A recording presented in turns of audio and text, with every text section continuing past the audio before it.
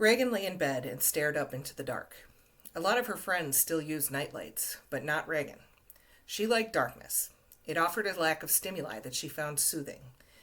And besides, nothing in the darkness of her bedroom could scare her more than the things her fingertips transmitted to her brain every single day.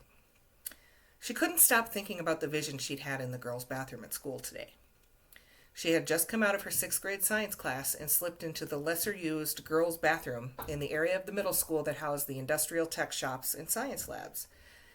The bathroom was smaller, with 2 stalls, and one of them was closed tight with a handwritten out-of-order sign taped to the door. After using the other stall, Reagan stepped up to the sink to wash her hands. As soon as she touched the faucet to turn the water on, a vision appeared behind her eyes. She saw Wendy McAllister cowering in the stall she herself had just used. Wendy was undersized, pale, frail, the kind of kid who always seemed to float on the fringes. Aside from Wendy, the bathroom was deserted. That is, until a figure in a burgundy sweater moved into view. He moved stealthily toward Wendy, who pressed herself even deeper into the corner of the stall and looked up at the man with enormous, terrified eyes. Reagan gasped when she realized who it was. Mr. Coker, her science teacher. He was in his mid-30s, with thinning brown hair and round wire-framed glasses. He'd always seemed so painfully average to Reagan, utterly incapable of doing anything untoward.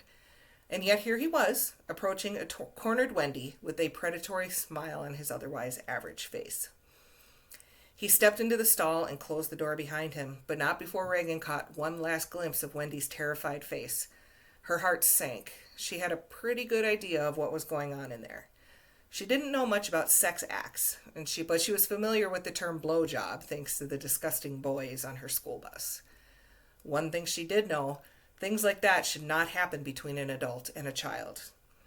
Try as she might, she could come up with no other explanation for Wendy's terror and the scary look on Mr. Coker's face. Reagan yanked her fingers back from the faucet and the vision disappeared. Unfortunately, the knot in her stomach did not.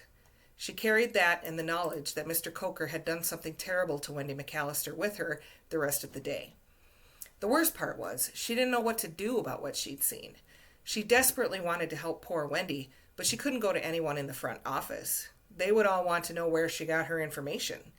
And she couldn't very well tell them she saw the whole thing happen in a psychic vision, could she?